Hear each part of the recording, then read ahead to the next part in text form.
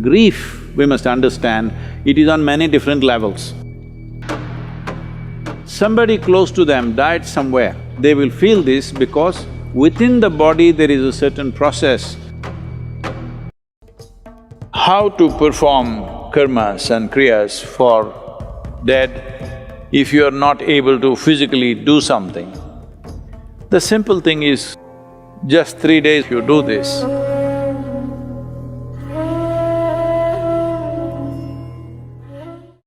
Death simply means somebody who was available to you is now absent, that's all. It is not because one life vanished, you're crying about it. It is just that somebody who was, filling a part of the collage for you is absent, so it leaves a hole in your life. Depending upon how close they were, accordingly it leaves that big a hole in your life. So, what you're battling with is not the death of a person, what you're battling with is the size of the hole they have left in your life. Suppose a faraway relative or a friend, somebody that you know, an acquaintance died, you feel bad for an hour and then you get back to normal. But somebody very close and dear to you passed away, now they've left a huge hole. So your problem is you trying to tend to this hole which is within yourself. This hole has happened essentially. Now what I say may sound little brutal for people who are in that situation, but one must understand this.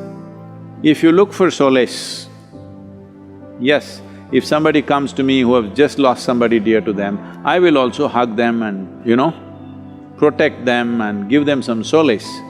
But you must decide whether you want solace or you want a solution to your life. Because today this person will die, tomorrow that person will die, day after tomorrow I may die myself, it doesn't matter. But people keep dying because we are dying kind of people. Let's understand this, all of us, we are dying kind of people. First thing that must be fixed in our mind, we are mortal by nature.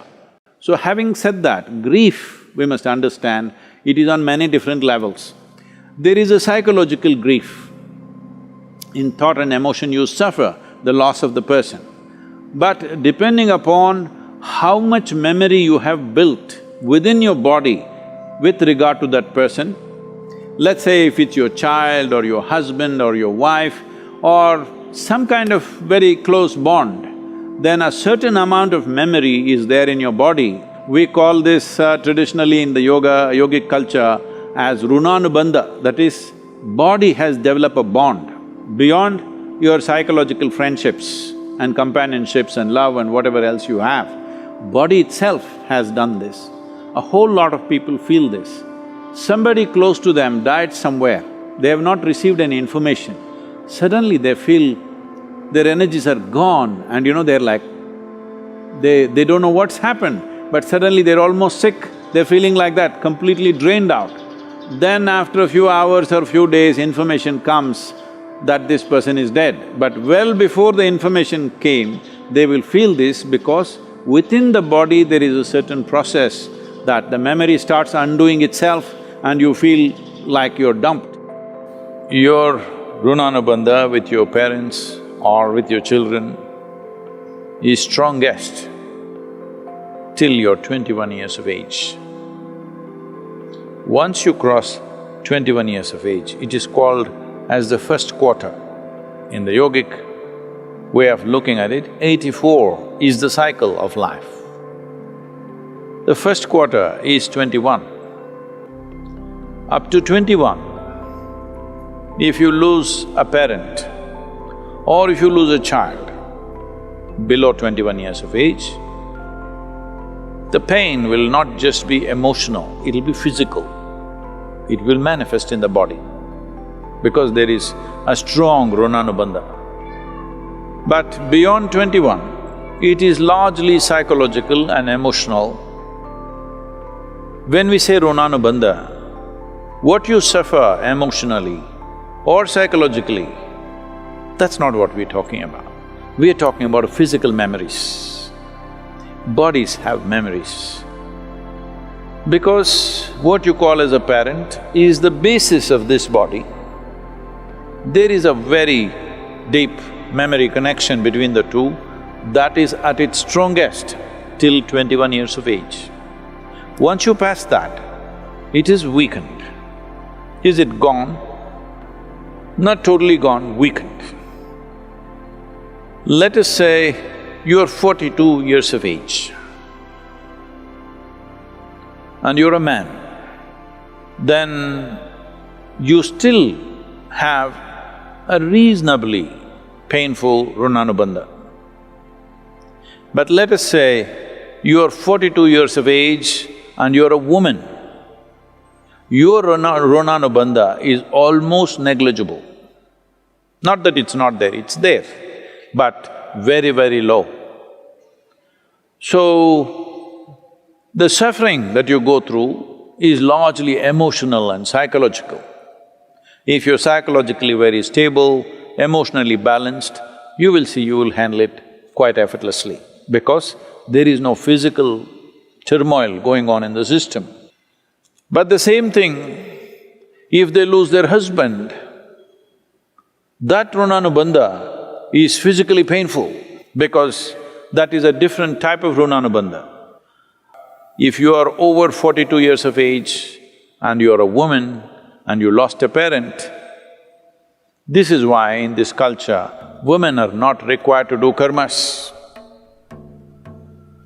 Karma is done for the dead, not so much for you. But if you're below 21 years of age, it's very, very important you do it because it's both for the dead and for you. It's very important for you because the person who died, whatever happens, happens. But your life can be in a constant turmoil because there is a physical memory which torments you at a different level. Even if you're mentally stable, emotionally very balanced, still there is a certain torment going within you. For this, there are yogic processes with which you can rejuvenate the system. There's a whole system of things to do. Here at the yoga center, we've kept it very alive. For people who lose their loved ones, we do certain processes so that the physical memory is taken away. Once the physical memory is taken away, the psychological suffering can be dealt with by the individual person much more easily.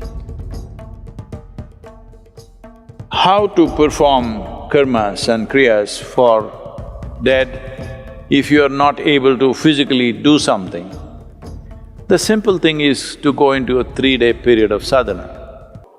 Just 3 days of withdrawal and a certain type of sadhana. If you don't know anything else, simply just do the Maha Mantra, Om Namah Shivaya intensely for 3 days as much as you can. A minimum of 4.5 hours a day if you do this, you don't have to really bother about that because it's also nice to withdraw, it's a sensitive time, but now deaths and funerals and what happens post-death is all become a social nonsense that you have to have people at home, you have to serve them drink, you have to serve them food. You know, this… in the Western countries it's become a big thing, even in India, certain kind of thing is building up. It's best that you just withdraw from society and nonsense and spend some private time. When somebody significant in your life passes away, it's important that you withdraw and do something with yourself rather than simply trying to run the social thing like a distraction.